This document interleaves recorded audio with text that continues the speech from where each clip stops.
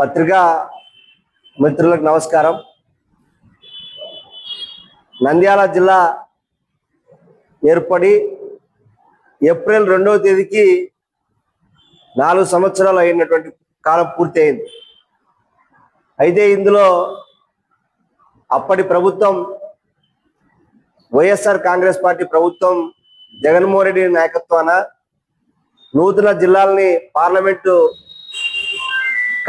ఉన్నటువంటి పార్లమెంటు నియోజకవర్గాలను జిల్లా కేంద్రాలుగా ప్రకటించడం జరిగింది. అందులో నంద్యాల జిల్లా కూడా ప్రకటించారు. నంద్యాల జిల్లా ప్రకటించేటువంటి సమయంలోనే వైఎస్ఆర్ కాంగ్రెస్ పార్టీ అధికారంలో ఉంది కాబట్టి అప్పుడు తాత్కాలికంగా ఆ రోజు ఉన్నటువంటి పరిస్థితుల్లో కలెక్టర్ కార్యాలయాలు కానీ లేదా అనేక జిల్లా ఎస్పీ జిల్లా ప్రభుత్వ కార్యాలయాన్ని కూడా ఆర్ఎన్ఆర్ఎస్ దాంట్లో ప్రోగ్రాంలో ప్రారంభించారు. అయితే ఈరోజు మళ్ళీ తెలుగుదేశం పార్టీ కార్యాలయానికి సంవత్సరానికి 1000 రూపాయలు 2 ఎకరాల భూమిని ఈరోజు ఒక జీవో తీసుకుని వచ్చి ఆ జీవో ద్వారా ఈరోజు నూనెపల్లె మార్కెట్ యార్డులో ఉన్నటువంటి విలువైనటువంటి రైతుల భూమిని తెలుగుదేశం పార్టీ కార్యాలయానికి కేటాయించింది. అప్పుడేమన్నారు, ఆ ప్రభుత్వంలో ఉన్నటువంటి వైఎస్ఆర్ కాంగ్రెస్ పార్టీ ప్రభుత్వంలో ప్రభుత్వ మెడికల్ కాలేజీలో స్థలంలో వాళ్ళు సపరేట్ జీవో తీసుకుని వచ్చి వాళ్ళు 2 ఎకరాలకు తీసుకున్నారు. ఇప్పుడున్నటువంటి మంత్రి గారు ఫరూక్ గారు ఆ రోజు అధికార పార్టీ దుర్వినియోగానికి పాల్పడతా ఉంది.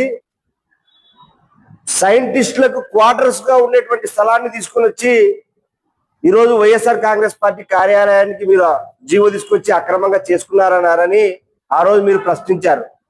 మళ్ళీ మీరు చేసింది ఏముంది? ఇప్పుడు మీరు కూడా విలువైన టౌన్ లో ఉన్నటువంటి భూముల్ని, పక్కన నడిబొడ్డులో ఉన్నటువంటి భూముల్ని ఎకరా 83,000 రూపాయలు, సంవత్సరానికి 1000 రూపాయలు, ఇది ఎంత చౌకగా ఉంది.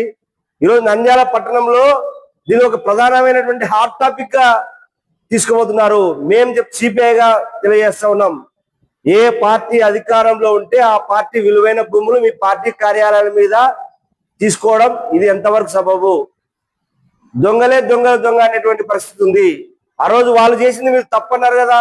సీనియర్ మంత్రిగా ఉండి ఎన్నో సంవత్సరాల రాజకీయ అనుభవం ఉన్నటువంటి మంత్రి ఫరూక్ గారు ఆ రోజు శిల్పా రవిచంద్ర కిషోర్ రెడ్డి చేసింది తప్పు, మేము మా పార్టీ ప్రభుత్వం చేసింది కరెక్ట్ అని చెప్పిన ఆయన ఈరోజు మీరు అధికారంలోకి వచ్చిన తర్వాత మీరు దీన్ని నడిబొట్టున తీసుకోవడం ఎంతవరకు కరెక్ట్? దీనిపైన పునరాలోచించాలని చెప్పి తెలియజేస్తా ఉన్నాం. స్పష్టంగా ప్రభుత్వం అన్ని రాజకీయ పార్టీలకు, మీ తెలుగుదేశం పార్టీ కాదు, ఈరోజు తెలుగుదేశం పార్టీ అధికారంలో ఉన్నప్పుడు ఒక రకంగా, తెలుగుదేశం పార్టీలో లేనప్పుడు ఒక రకం కాదు, స్టేట్ వైడ్ గా మా పార్టీ సిపిఐ కూడా జిల్లా విభజన అయిన తర్వాత మాకు కూడా కలెక్టర్ గారికి సిసిఎల్ డిపార్ట్మెంట్ రెవెన్యూ శాఖ నుంచి సపరేట్ గా నూతన జిల్లాలకి పార్టీ కార్యాలయాలు పెట్టుకోవడానికి ఒక జీవో కూడా ఇచ్చింది. ఆ జీవోని కలెక్టర్ గారికి ఇచ్చాం. కలెక్టర్ గారు ఆర్డీఓ గారికి, రెవెన్యూ తహసీల్దార్ గారి ద్వారా ఏమని చెప్పారు. కానీ మీ కార్యాలయం, మీ గవర్నమెంట్ ఉంది కదా అని ప్రజలకు సంబంధించినటువంటి విలువైన ఆస్తుల్ని, ఈరోజు రైతులకు సంబంధించిన విలువైన ఆస్తులు, అది ఇప్పటికే నంద్యాల నూనెపల్లి మార్కెట్ యార్డులో ఉన్నటువంటి స్థలము 2.5 ఎకరాల స్థలము, అది బెక్కం రామ్ సుబ్బారెడ్డి అనేటువంటి వ్యక్తి, యాలూరుకు సంబంధించినటువంటి వ్యక్తి, ఆ వ్యక్తి ఇప్పటికే కోర్టుకు కూడా పోవడం జరిగింది. దాని మీద అలాంటి వివాదాస్పదమైన విలువైనటువంటి భూముల మీద తీసుకుని వచ్చి ఈరోజు ప్రత్యక్షంగా ప్రజా సమస్యలు ఎన్ని ఉన్నాయి, ఆ ప్రజా సమస్యల మీద ఒక్కరు కూడా ప్రశ్నించేటువంటి పరిస్థితి లేదు. ఈరోజు తాగడానికి నీళ్లు లేవు, లేదా ఈ నంద్యాల టౌన్ లో వేలాది మందికి ఇళ్ల స్థలాలు లేక అద్దె ఇళ్లలో జీవనం సాగిస్తా ఉన్నారు. మీ ప్రభుత్వం చెప్పింది, ఆ ప్రభుత్వం చెప్పినటువంటి మాటని మీరు నిలబెట్టుకోవాలని మేము ఈరోజు మంత్రి గారికి చేస్తా ఉన్నాం. పేదవాడికి 2 సెంట్ల స్థలం ఇచ్చి 4 లక్షల రూపాయలు ఇవ్వడానికి చేతగానటువంటి వాళ్ళు, మీరైతే 83 ఎకరా 83 నెలకి 83 రూపాయల లెక్క 33 ఎకరాల సంవత్సరాల పాటు లీజు తీసుకున్నారు. 386/1 సర్వే నెంబర్ లో 50 సెంట్లు, 387/1A లో 1.5 ఎకరా ఈ పొలం తీసుకోవడానికి మీకు ఎటువంటి రేట్ ఉంది? అది దాన్ని వదిలిపెట్టి ఈరోజు మేము మీకు తెలియజేస్తా ఉన్నాం, ఈరోజు పేదవాడికి ఇల్లు ఇవ్వడానికి 2 సెంట్ల స్థలం లేదు. మీ పార్టీ కార్యాలయాలకి 2 ఎకరాలు 3 ఎకరాలు మీ ఏ ప్రభుత్వం ఉంటే ఆ ప్రభుత్వంని అడ్డు పెట్టుకొని ఈ విధంగా చేయడం అనేటువంటిది కరెక్ట్ కాదు. కాబట్టి దీనిపైన మళ్ళీ ఒకసారి పునరాలోచించాలి. ఇది రాజకీయంగా ఉన్నటువంటి మంత్రి ఫరూక్ గారికి తగదు. ఈరోజు వాళ్ళు విమర్శ చేశారని చెప్పి ప్రతిపక్షాలలో ఉన్నటువంటి శిల్ప రవిచంద్ర కిషోర్ రెడ్డి మున్సిపాలిటీలో ఉన్నటువంటి స్థలాన్ని పోయి ఏదో డైరెక్ట్ గా నువ్వు వాళ్ళపై దాడులు చేయడం ఎంతవరకు కరెక్టో, నువ్వు సీనియర్ పొలిటీషియన్ గా ఉన్నావు, ఒకసారి ఆలోచన చేయాలని చెప్పేసి మేము సిపిఐగా విజ్ఞప్తి చేస్తా ఉన్నాం. మీరు దీనిలో మీ పార్టీ కార్యాలయాల మీద కావాల్సింది, మీకు చేతనైతే పేదవాడికి 2 సెంట్ల స్థలం ఇవ్వండి టౌన్ లో. గతంలో రవిచంద్ర కిషోర్ రెడ్డి మీ వాళ్ళ వాలంటీర్ల ద్వారా 13,000 మందికి పైగా ఈ పట్టణంలో నిరుపేదల్ని గుర్తించాడు. ఈయనేమో మా ప్రభుత్వం జగన్మోహన్ రెడ్డి ప్రభుత్వం సెంటు చాలదు, మేము 2 సెంట్లు ఇస్తామని చెప్పినటువంటి ఆయన ఇంతవరకు 2 సంవత్సరాలు పూర్తి అవుతా ఉంది ప్రభుత్వం వచ్చి. ఈ 2 సంవత్సరాల కాలంలో ఒక్క మాట కూడా అనకపోవడం అనేటువంటిది చాలా దుర్మార్గమైనటువంటి విషయం. కాబట్టి మీ కార్యాలయాలు కాదు, ప్రజా సమస్యలు ఉన్నాయి. ఎప్పుడు మీ ఎవరు అధికారంలో ఉంటే వాళ్ళు ఎకరాలు సంవత్సరాలు 100 సంవత్సరాలు 33 సంవత్సరాలు ఎవడప్ప సొమ్ము ఇది పేద ప్రజల ఆస్తి. మార్కెట్ యార్డ్ అనేటువంటిది రైతులకు ఉపయోగపడేటువంటి ఆస్తి. ఆ రైతులకు ఉపయోగపడేటువంటి స్థలాన్ని మీరు లీజుకు తీసుకొని మీ కార్యాలయాలకు పెట్టుకుంటే ఈరోజు ఎన్నో ప్రభుత్వ స్థలాలు ఉన్నాయి. లేదా మీరు ఒక సొసైటీ ఫామ్ ద్వారా ఎన్టీఆర్ ట్రస్ట్ పేరు మీద తీసుకొని సొసైటీ ఫామ్ ద్వారా మీరు మార్కెట్ విలువ తీసుకొచ్చి మీ కార్యాలయాన్ని కట్టుకోవచ్చు. కానీ ప్రభుత్వ స్థలాల్ని, విలువైనటువంటి స్థలాల్ని కార్యాలయాల పేరు మీద మీరు ఎకరాలు జీవోలు తీసుకొని వస్తామంటే కమ్యూనిస్ట్ పార్టీగా సహించమని చెప్పేసి హెచ్చరిస్తా ఉన్నాం. నమస్కారం.